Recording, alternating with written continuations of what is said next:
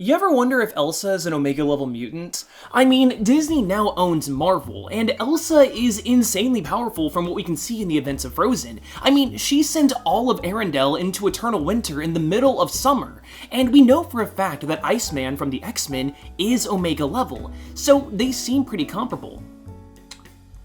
This seems like it would require an obnoxiously long deep dive, which means I'm gonna have to rewatch Frozen, the shorts, maybe read some of the comics as well.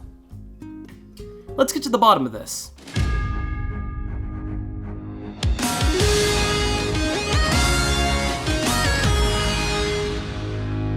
Before we get into it, let's get a couple of things out of the way. So some of y'all are bound to make comments about how Elsa can't be a mutant because that would require her to have the X gene. That's a fair point, but to play devil's advocate, Elsa was specifically born with her powers, and a less scientifically advanced civilization would probably classify any abnormal powers as magic, so I feel like it's a sound comparison. Besides, where's the fun in writing off an entire discussion over such a small technicality? The second bit of housekeeping is to define what an Omega-level mutant even is in the first place. That's a bit hard to do since, well, there isn't a specific definition. In his writings, Professor Charles Xavier said that he thinks of Omega-level mutants being those of unlimited potential. I mean, just look at some of the other mutants that are confirmed to be Omega-level, like Jean Grey and her seemingly endless telekinetic powers, Elixir, who can manipulate the body's function at a genetic level, and Vulcan, who can absorb, channel, and harness virtually any kind of energy.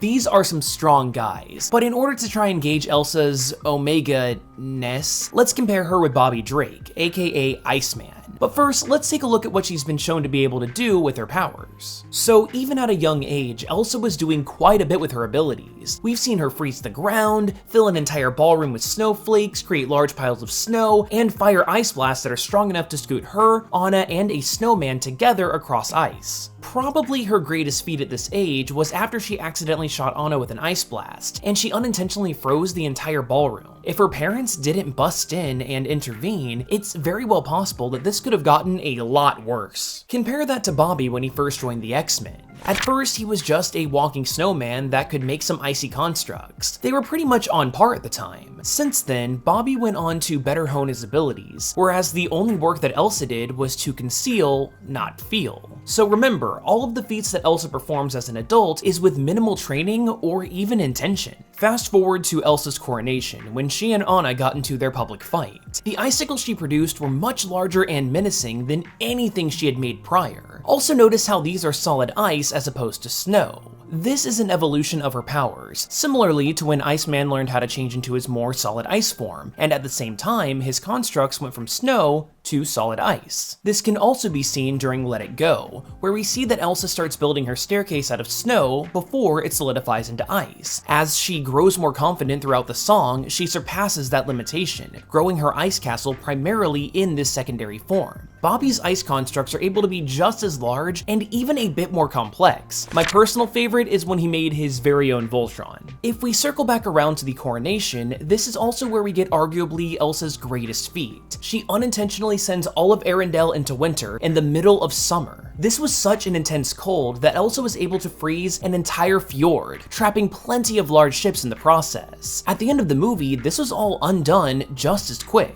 As impressive as this is though, I actually want to focus on another, possibly equally impressive one, the golems. So during the events of Frozen, Elsa creates two golems, Olaf and Marshmallow. Oh, and I guess also these little guys in Frozen Fever. These all have their own personalities and are completely autonomous, as evidenced by how Elsa didn't even know that Olaf was around. If she didn't know that Olaf existed, then there's no way that she was controlling his actions. While Iceman has been able to create his own golems and doppelgangers, most times in great quantities, it's a bit hard to tell just how autonomous they really are. In most cases, Bobby just uses them as distractions, or as an attack. But an alternate future version of him did manage to create an Ice Hulk that completely betrayed him, so I guess the potential is there. Another thing to mention is that once summer returned at the end of Frozen, Olaf started to melt pretty quickly. Although Bobby's golems usually don't exist for long, they do tend to keep their cool, and they don't melt during combat regardless of season. Now, Elsa was able to create a miniature flurry for Olaf, so her golems do have the ability to resist natural heat, so I'd say that it's pretty even in terms of their meltiness. As for the strength of the ice itself, we've seen that Elsa's abilities were strong enough to break through the iron locks of her shackles, but also one of the blasts that Elsa hit Anna with during the course of the film caused her to turn into an ice sculpture strong enough to shatter Prince Hans's sword. Because Elsa's powers were directly responsible for the creation of the ice that Anna became encased with, let's just say that that's the strongest ice she could make. Well, Bobby's ice is pretty durable itself, being able to withstand gunfire and even slashes from Dawkins' claws. It's not a one-to-one comparison, but it goes to show that both of them make some pretty strong ice. That's pretty much all of the abilities that Elsa really showed. I mean, besides being able to make a dress.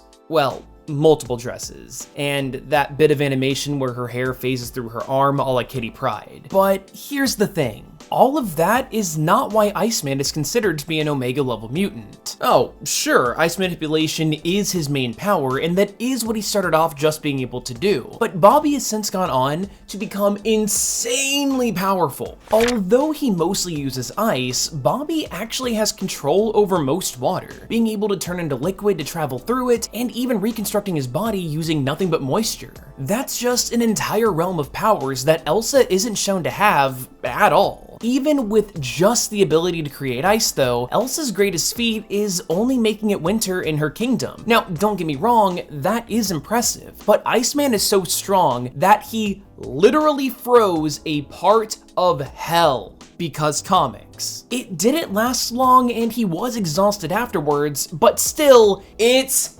hell. I think that's just a little bit more impressive. When he was powered up with a death seed, Bobby was able to turn into steam, make the entire planet experience winter, and through all that snow, Iceman could see everything, giving him the omnipresent clarity of a god. Besides, Elsa is susceptible to the common cold. Bobby was once poisoned with a neurotoxin, so he just remade his entire body out of fresh, clean water. If Iceman only had his ice powers and was still classified as Omega level, then I'd say that Elsa would be evenly matched. But the abilities that we've seen Bobby use far surpass anything that she'd be capable of. Now, I would like to remind you about something that I said at the top of the video. Professor X defined Omega level mutants as those of unlimited potential. After all, we've had decades worth of stories to learn about Iceman and watch his powers develop, compared to Elsa's one movie and a couple of short films. It's within the realm of possibility for Elsa to practice and get stronger, but to the extent that Iceman is shown, yeah,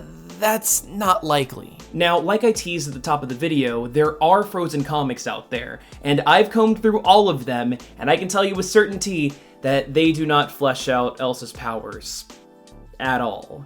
The most impressive things that she does are create slides a la Iceman, and then she stops a very small avalanche. So yeah, nothing really to go on there. Of course, I am making this video before Frozen 2 comes out, so maybe she does some amazing feats there that make some of the stuff that she does in the first Frozen look like child's play, but I'm not gonna hold my breath.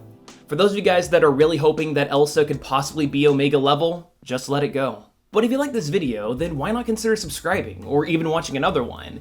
And if you like the idea of talking about Iceman, then I made a pretty controversial video about how it actually makes sense that Iceman is now gay in the modern comic canon. So, I guess go watch that. I'm excited to see what you comment there. Yup. But anyway, I hope you learned at least a little something new, and hopefully, I'll see you next time.